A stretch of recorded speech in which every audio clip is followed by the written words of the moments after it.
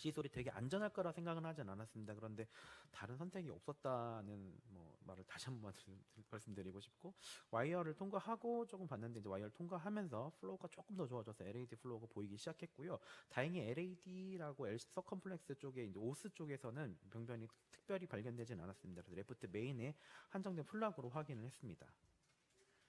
그래서 굉장히 혈압이 낮기 때문에 여기 스월링이 보이는 게 확인이 됩니다. 이 아울타의 스월링이 보이시죠?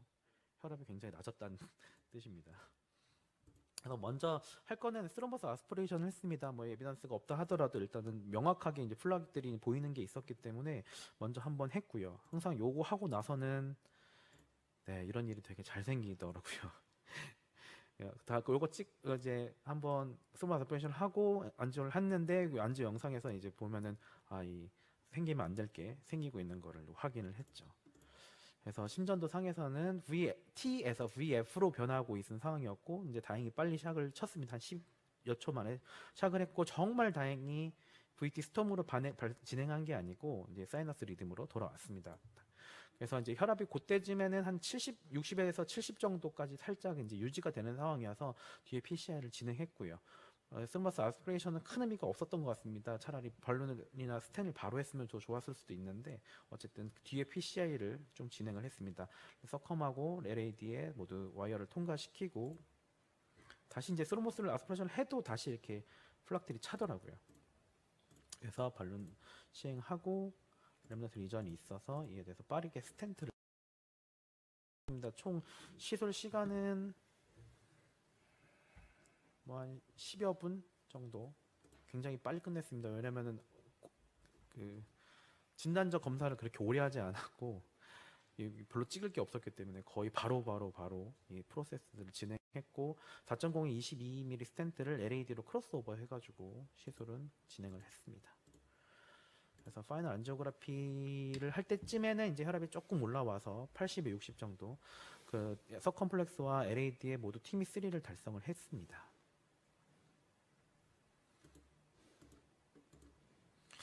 심전도가 굉장히 극적으로 좋아졌습니다. 그날 오후에 심전도인데 일단 오후에 보니까 심전도는 정상화 되어 있더라고요. 이게 정말 같은 사람이 맞냐 싶을 정도로 한 6번, 7번을 확인했는데 같은 사람 맞습니다. 왜냐면 그 다음날에도 이런 심전도를 보였거든요. 그래서 ST T체인지가 모두 정상화된 포스트 EKG를 여러분 보고 계시고요. 그리고 이제 한 그 시술 마치고 나서 2-3시간 뒤에 이제 에코를 봤는데 에코를 찍을 때쯤이면 또 물론 이제 이 도파민이나 노르에프네프린을 사용하고 있었지만은 그래도 120에 80까지 혈압이 올라왔고 이후로는 그 이제 이노트로픽스를 감량을 쭉 할 수가 있었고 정상 혈압으로 이제 바로 다음 날 일반 병실로 이식을 했습니다. 환자는 지금은 거의 프리저보드 이상 되는 그 EF를 회복을 한 상태고요. 굉장히 해피하게 잘 다니시다가 현재는 이제 서울로 이사를 가셔서 서울에서 이제 추적 중인 환자입니다. 카디악 엔자임 같은 경우에는 처음에 왔을 땐 정상범위였고 그 다음에 이제 트로포닌 I 피크가 21 정도로 확인이 됐습니다. 그리고 나서는 더 이상 이스케미아가 없다는 의미로 받아들였습니다. 그래서 간단하게 제가 이거는 리뷰를 하러 온 게 아니기 때문에 리뷰에 대해서 여러 번 말씀드릴 필요는 없지만 그래도 여기에 대한 데이터를 모아놓은 게 2015년도에 Unprotected Left Main Coronary Artery Disease Coupling Region에 대해서 그 이제 KBG 혹은 이제 PCI 연구에 대해서 한 게 있거든요. 특히 이 논문은 PCI만 가지고 와서 이제 그 생존율이나 카디오적인 시약의 퍼센트나 이런 것들을 확인했던 연구인데요. 그 중에서도 이제 눈여겨볼 건 요 시맷올이라 되어 있는 9번 연구 2013년도에 까미르 데이터를 이용해서 나왔던 연구라고 할 수 있겠는데요. 물론 그 당시에 이제 PCI에 포함된 구는 더 많았는데 그 중에서 이제 이 스테미 엔스테미 페이션트를 PCI KBG로 따로 추려가지고 거기 그 안에서 데이터 중에 일부를 가져와서 인용을 한 것으로 보입니다. 그래서 그 중에 카디오제닉 시약이 14% 있었고 인사스페이스 모틀리티 PCI가 16%, 1년도 PCI 18%. 그러니까 거의 사실 초기의 쇼터 모탈리티만 넘을 수 있으면 팔로 모탈리티는 그렇게 나쁘지 않았던 환자들이 대부분이었습니다. 그래서 대부분의 연구가 그랬기 때문에 이 논문의 결론은 뭐라고 내렸냐면은 혹시 이런 환자들에서는 그 PCI를 한번 시도를 해볼 수 있겠다. 특히 어떤 환자들이면 티미플로가 유지가 안 되는 환자들, 또 카디오제닉 시약이 온 프레젠테이션이 있는 환자들, 올더 에이지나 시그니피컨트한 그 코모디티가 있는 환자들은 PCI로 해보는 것도 적절한 선택일 수 있어요. 바이어블 얼터너티브가 될 수 있다는 얘기를 2015년도에 주장을 나온 적이 있습니다.